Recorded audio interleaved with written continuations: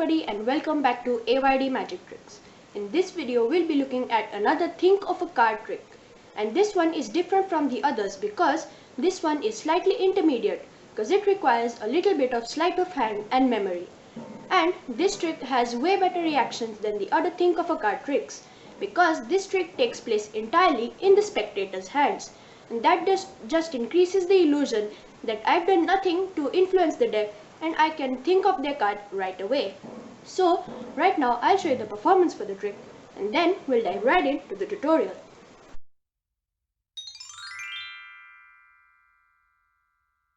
Okay guys, so this is the performance for this trick. For this trick I'm going to require the entire deck of 52 cards. For the start of this trick I'm going to hand my deck over to the spectator and I'm going to have them shuffle it up. But since I don't have a spectator, I'm just going to do this part for them.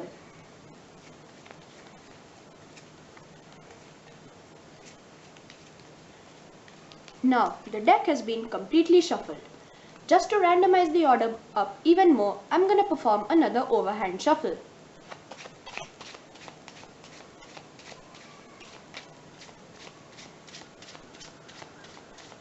There, now we have an entirely random deck of cards. Now, I'm going to split this deck into two piles. I'm going to have my spectator riffle shuffle these cards up, but since I don't have a spectator, I'm just going to do this part for them as well. As you can see, the cards are getting totally mixed into each other. Now, I'm going to hand my deck over to the spectator and the rest of this trick is going to be performed by them. But since I don't have a spectator, I'm just going to do the rest of the trick. But this can be done in the spectator's hands. Then, I'm going to ask my spectator to turn over a small packet of cards and turn it face up on the deck. Just like this. The spectator can stop anywhere they want, it's a free choice. Now, I'm going to ask my spectator to turn over a larger packet of cards without disturbing this face up pile. I'm going to go for here. Now, I'm going to turn it over just like this. This can also be done in the spectator's hands. It's entirely up to them. Now, you can see that we have this clump of face-up cards and then we have this face-down card deck. Now, I'm going to ask my spectator to just go through the deck and check which one is the first face-down card, as this card is going to be their card. Now, we can see that we have this clump of face-up cards and then we have this card, which is the first face down card. So this is the spectator's card. I'm not going to look at it. I'm just going to show the camera. So this is the spectator's card. Now I'm going to take the spectator's card like so and I'm going to place it anywhere in the deck. And I'm going to turn this face down pile again. Now I'm going to totally shuffle up the deck, so that I can't tell what the spectator's card is. They can do this as well. Now, I'm just going to keep this deck aside because we don't need it for the rest of this trick. Now, I'm going to try and guess what your card is. Firstly, I want you to really think of the color of your card. That is, if it's black or red. I just want you to imagine it in your mind as a picture and blank out everything else in your mind.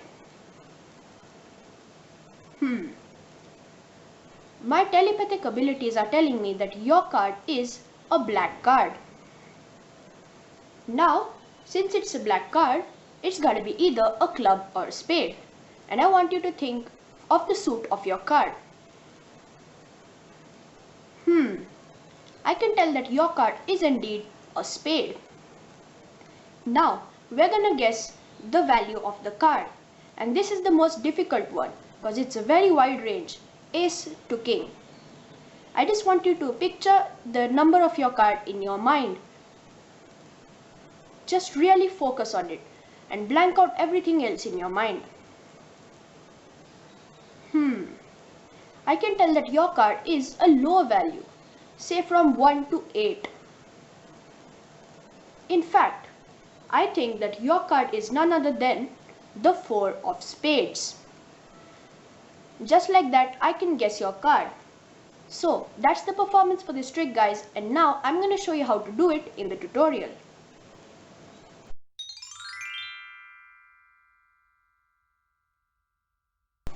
Okay guys, so this is the tutorial for the trick that I just performed. For this trick, you're going to require the entire deck of 52 cards. For the start of this trick, you can hand your deck over to the spectator and they can shuffle it up as much as they like, because this is a totally impromptu trick. Then you want to tell them that you're going to perform an overhand shuffle to randomize up the order even more. But really what you're doing is you're memorizing the bottom two cards. So you flip off the cards and you hold them in the underhand grip. Then usually when you do an overhand shuffle, you just grab chunks of cards all at once. But in this trick, for the start, you're gonna take just one card individually, memorizing it, and then you're gonna take the second card as well individually and memorize it as well. In my case, we have the Jack of Hearts and the Nine of Diamonds. I'm gonna memorize these two cards. When I take them individually, I'm just going to start peeling off chunks of cards again. This part really doesn't matter. Now, as you can see, we've just controlled the Jack of Hearts to the top and we have the Nine of Diamonds in second position. So now we know the top two cards. Once you keep practicing on this, you can do it really effortlessly and your spectator can't even tell. It just looks to them as if you're doing a really simple overhand shuffle. Now, since we know that we have the Jack of Hearts and the Nine of Diamonds, we're going to move on to the next part of this trick. For the next part, you're going to tell your spectator that you're going to divide this deck into two piles. And here you have a little bit of sleight of hand in this trick. When you're going to split it into two piles, you want to turn the deck vertically so that the spectator can't see what you're doing. Then you want to cut about half the cards, and just when you're going to place it down, you want to just sneak this top card onto the second pile, just like that. So you tell your spectator you're going to make two piles, turn the deck vertically, you cut half the cards, and when you're going to put it down, you want to slide off the top card with your thumb and place it on the second pile. After that, you want to just make these two piles and place them normally. Now what you've done is you just know the top card of this pile, which is the first card in our original deck, that is the Jack of Hearts. And you also know that this card is the second card, which is the Nine of Diamonds. This happens because when you have this original deck, we know that the Jack of Hearts is on top. But when you sneak it onto this deck, it becomes the top card of this pile. And the Nine of Diamonds becomes the top card in this pile. Now, this part is really up to the spectator. You want to tell them that you want to have them have a riffle shuffle of this deck, just to shuffle it up even more. Now, when your spectator goes to riffle shuffle, one of two things can happen. One, you're going to end up with the Jack of Hearts on top, or two, you're going to end up with the Nine of Diamonds on top, depending on how the spectator riffle shuffles the deck. Now, if they riffle shuffle it like this, you can see that the Jack of Hearts is going to ultimately end up on top. The Nine of Diamonds really doesn't matter by then. But if your spectator goes ahead and riffle shuffles it like this, so as the Nine of Diamonds will come up, then the Jack of Hearts is of no use any longer, and you just have to remember the Nine of Diamonds. Now, the spectator can do this either way. For this trick, I'm just going to have them have the Nine of Diamonds on top. This part is really up to the spectator. Now, you want to tell them that you've really riffle shuffled the deck and you want to show them that all the cards are getting mixed. Now, what you've just done is you've memorized the top card in this deck, which is the Nine of Diamonds. The spectator doesn't even know it. Now, you hand over the deck to the spectator and the rest of this trick is performed by them. Firstly, you want to tell them to turn over a small packet of cards from the deck face up on it. So, they can really stop wherever they want and turn face up a small packet of the deck. Then, you tell your spectator that without disturbing this face up pile, you want them to turn over a larger packet of cards. just like this. And what this has done is it has controlled the 9 of diamonds, which is the card we have memorized, to be the first face down card in this deck.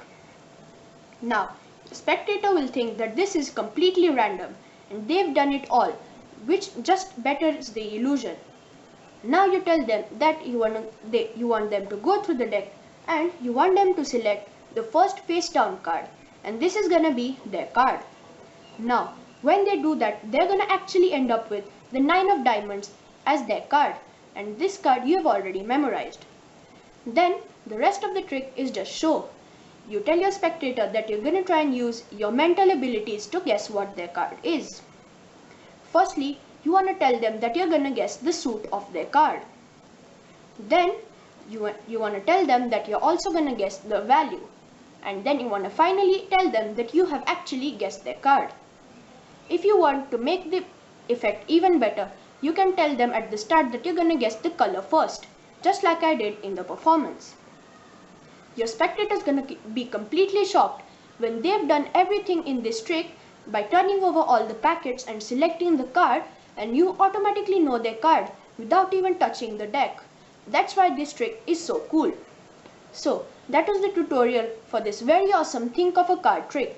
If you liked it, then make sure to like and subscribe to my channel and hit the bell icon for more updates on new videos. So that's it for this video guys, and thanks for watching.